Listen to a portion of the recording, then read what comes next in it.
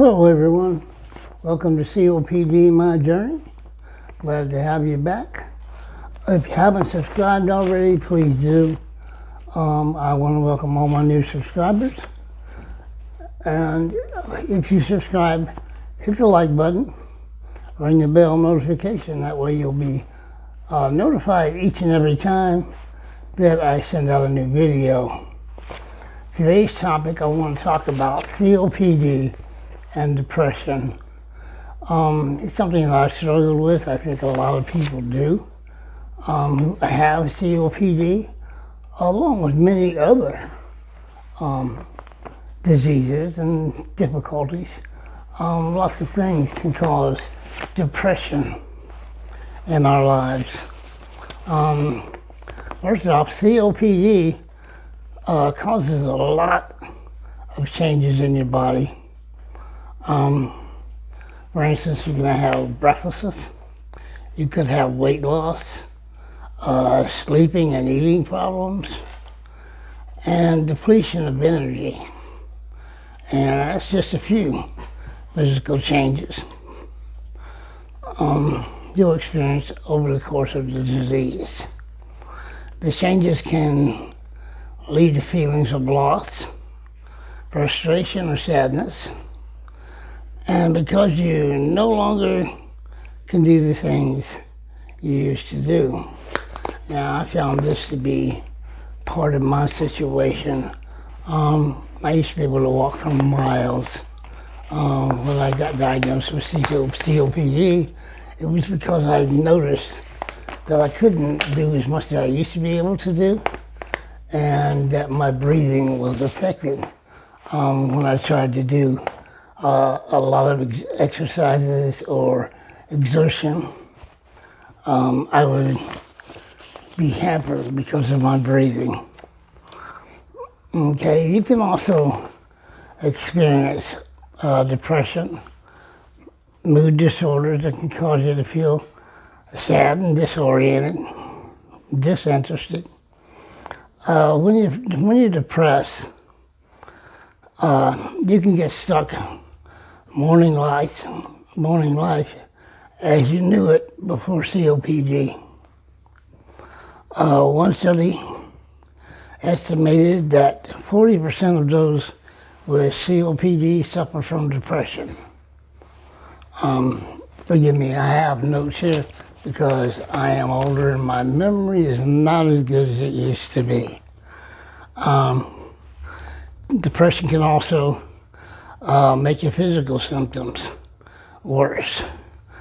Feeling down, and at times you can make it hard for you to follow your treatment plan. I know when I was depressed, I didn't want to follow my treatment plan. I didn't want to exercise. I pretty much didn't want to do anything. Sit around the house. Pretty much that was it. You might find that it's easier to forget your medications and not exercise. Yep, that was my problem. Sometimes I'd forget and I'd wonder, hey, did I take my medication today?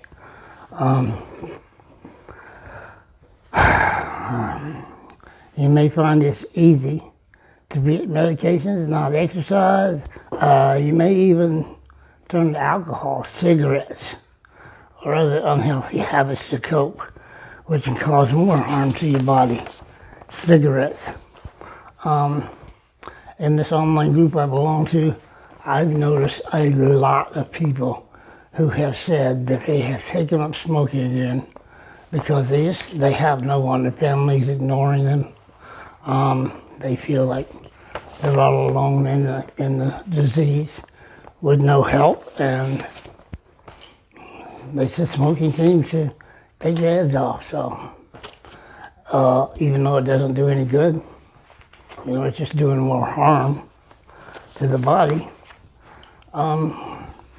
Temporarily, I guess it's a psychological fix. Some common signs of depression that we can talk about are irritable and angry with others. This can happen with any disease or any situation where you're feeling depressed, sad for long periods of time, perhaps even weeks, crying a lot, depressed a lot, thinking about, old times and all the things you used to be able to do and things that you're no longer able to do. Hopeless or even suicidal. This is a big deal. I mean, a lot of people every year commit suicide because of diseases, depression, from a million different things. People can become depressed. You can become overly sensitive to criticism, guilty, or worthless.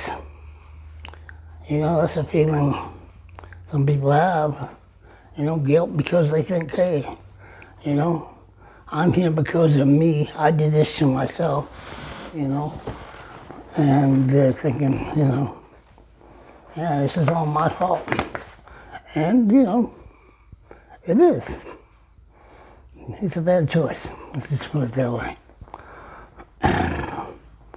Other common symptoms of depression include trouble falling asleep or staying awake. I know I had lots of trouble sleeping. I'd sleep an average of maybe 3 hours and wake up. By the time I got to 6 hours, I was ready to get out of bed because I was tired of waking up constantly. Trouble concentrating and making decisions. I had that for a while. I'd walk into a room thinking, what did I come in here for? And I'd say, oh, old timers, disease creeping up on me, forgetfulness. When it actually was depression, and I didn't realize it. You have a lack of interest in people and activities that you once enjoyed. I used to enjoy getting out and do a lot of things. I'm back to where I'm doing that again because I've told my doctor about, my feelings of depression and sleeplessness and all that, and luckily they prescribe some medication that does the job. So there is hope. You can get help. You can be treated for depression.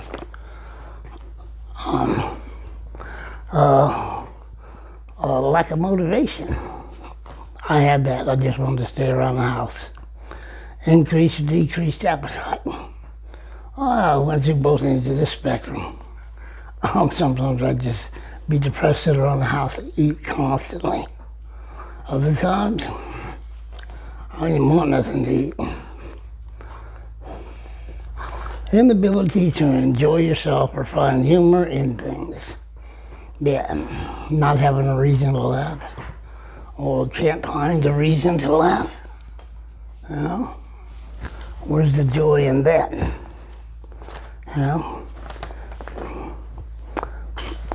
Some people who suffer from mental depression can find relief by seeing a mental health specialist, individual therapy, group therapy. That can help you learn how to cope with your disease and adapt to your life with COPD. Support groups may also be beneficial. I know for me, I joined an online group and I don't always comment, I don't always participate, but I do read other people's posts and find that, yeah, I can relate to that, on a lot of different levels for a lot of people. Online support groups are also available, which is what I have joined and found it very helpful. Symptoms of COPD can naturally lead to feelings of sadness or loss. However, in some people, those feelings develop into clinical depression. Now, this is where we get into the suicidal type deal. And clinical depression is very not good. Okay? A very bad deal.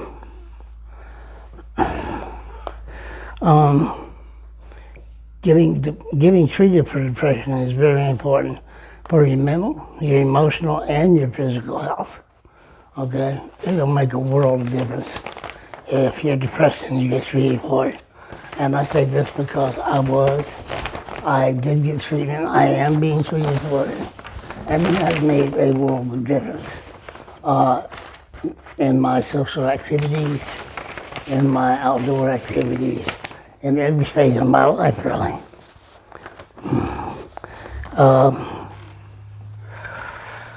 Let's see, when you're depressed, you may not take care of yourself